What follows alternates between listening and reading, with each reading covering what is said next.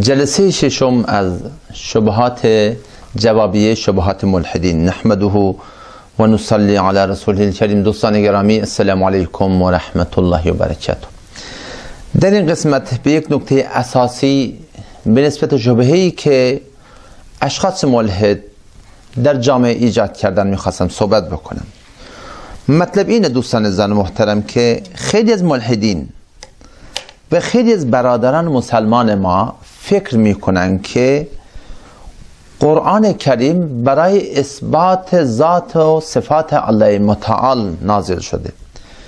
بر این مبنا که خیلی ها گمان میکنن که محمد مصطفی صلی الله علیه و سلم در رأس دعوت خود در میان اهل مکه و اهل مدینه برای اثبات ذات الله متعال در ما بین قوم خودش زحمت کشیده. حالی که چنین نگرشی از بیخ و بن کاملا اشتباه است. در جلسات قبل به نسبت این موضوع بحث گذشت که بله، در امتهای گذشته در قبل از اسلام نمرود و نمرودیان و فرعون و فرعونیان اشخاص ملحد و اشخاصی که خالقیت و مالکیت به بندهی به مانند خودشون داده بودن به وجود آمده بودن و اشخاص کمی هم بودن که کلا هر نوع خالقی را انکار کرده بودن.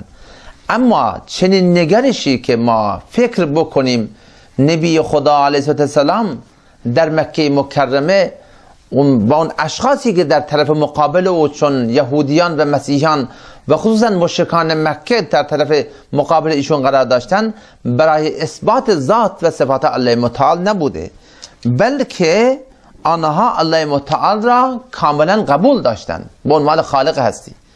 چنانکه به نسبت یهودی ها در خود قرآن کریم این مطلب آمده که وقالت الیهود عزیر ابن الله، یهودی ها گفتن که بله، عزیر، حضرت عزیر علیه السلام فرزند الله است، پس اینا الله را قبول داشتن. وقالت النصارى المسیح ابن الله، مسیحی هم اعتقادشون بر این بوده که پناه بر خدا عیسی پسر الله است، پس مسیحی هم الله را قبول داشتن.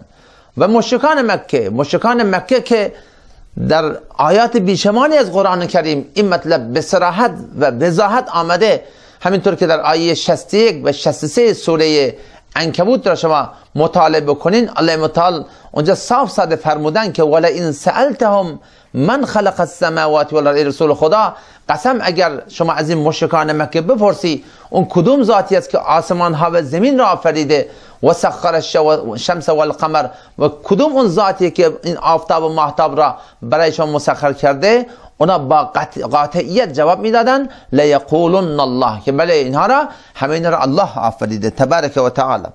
لذا چنین تفکری که امروز در جامعه ما مشاهده میکنیم به نسبت خیلی از ملحدین و بعضا مسلمان هایی که به نسبت این مسئله آگاهی ندارن، چنین فکر میکنن که قرآن کریم یا نبی خدا علیه السلام برای اثبات ذات الله متعال آمده، حالی که این از جزو مسلمات بدیهی در مابین اهل مکه و یهودیان اون زمان و مسیحیان اون زمان بوده. امروز هم همین طور است. شما در کل دنیا این همه بت پرست را شما مشاهده بکنید، خود همین هندوستان یا بودایی ها یا اهل چین، در هر کجا که شما بت پرستی را مشاهده بکنین، همه اینها به الله متعال به عنوان خالق مالک هستی و خالق وجود خودشون همه ایمان دارن که بله الله متعال خالق اونها هست. و این بت پرستی بر این مبنا بوده و امروز هم بر این مبنا هست. و یقولون هؤلاء شفعاؤنا عند الله، در آیه 18 سوره یونس اون مقصد از بت پرستی را الله متعال چنین بیان کرده که بله اینها میگفتن که این بت‌ها شفاعتگر ما در نظر الله متعال هستند و این بت‌ها سمبولی از اشخاص نیک صالح گذشته بودن و اینها این بت‌ها اون اشخاص صالح را مجسمشون درست کرده و اینا را عبادت میکردن بر این مبنا که بله ما اگر عبادت اینها را بکنیم اینها حرف ما را و این خواسته های ما را به الله متعال به صورت قهری رسانده و طلب حاجات ما را میکنن.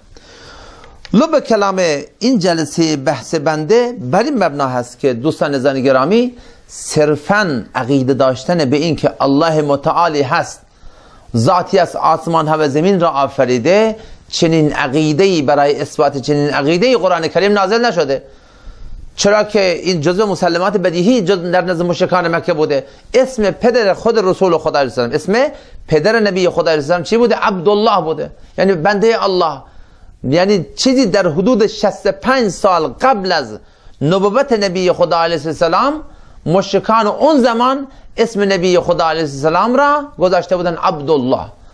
لذا این نکته رو میخواستم یادآوری بکنم که خصوصا شما برادران مسلمان بنده این تفکر غلط را از ذهن خود خارج بکنیم که ولی بعضا چون شنیده میشه میگه ما به الله ایمان داریم، ما الله را قبول داریم. برادر گرامی، این الله را اینطور قبول داشته، این ابو جهل هم قبول داشته، این یهودی هم امروز قبول دارن، مسیحی هم امروز قبول دارن. این اصلا هیچ ربطی به ایمان نداره، بلکه ایمان شامل 7 جز هست: آمنت بالله و ملائکته و کتبه و رسله و الیوم الاخر والقدر خیره و شره من الله تعالی والبعث بعد الموت. حتی مشرکان مکه در آیه 65 سوره عنکبوت آمده چنان اعتقاد قوی بر الله متعال داشتند که فاذا رکبوا فی الفلک، وقتی که سوار کشتی می شدند در دریا، حاجت روا و مشکل گشا را فقط و فقط الله متعال را می دانستند. دعوا الله، الله را می خواندند، مخلصین له الدین، در حالی که خالص کنندگان بودند اعتقاد برای الله متعال. لذا این شبهه‌ای که ملحدین امروز در جامعه اسلامی ما و در جامعه کنونی جهانی ایجاد کردن که بله قرآن برای اثبات ذات الله متعال آمده، این تفکری هست که از بیخ و بن و ریشه کاملا ایراد داره. این جزء مسلمات بدیهی در نزد مشرکان مکه و در نزد مشرکان امروزه کل جهان و در نزد یهودیان امروزه و در نزد یهودیان اون زمان و مسیحیان اون روز و مسیحیان امروز. دوستان گرامی، این یک مطلبی بسیار واضح بوده. لذا این مطلب را من بارها میخوام تکرار بکنم تا در ذهن شما ذهننشین بشه که الله متعال قرآن کریم را برای اثبات ذات خودش نفرستاده که بله شما قبول بکنین اللهی هست. این که اللهی هست خالق تمام هستی، این را ابو جهل لعنت الله علیه هم قبول داشته و اون اشخاصی که امروزه به نام ملحد در جامعه انسانی ما دارن زحمت میکشن علیه اسلام و دین و دیانت، به نسبت این موضوع کاملا این از حقیقت دور افتادن. انشاءالله در جلسه بعدی به نسبت موضوعات دیگر در این مورد انشاءالله با هم دیگر مذاکره خواهیم کرد. و السلام علیکم و رحمت الله و برکاته.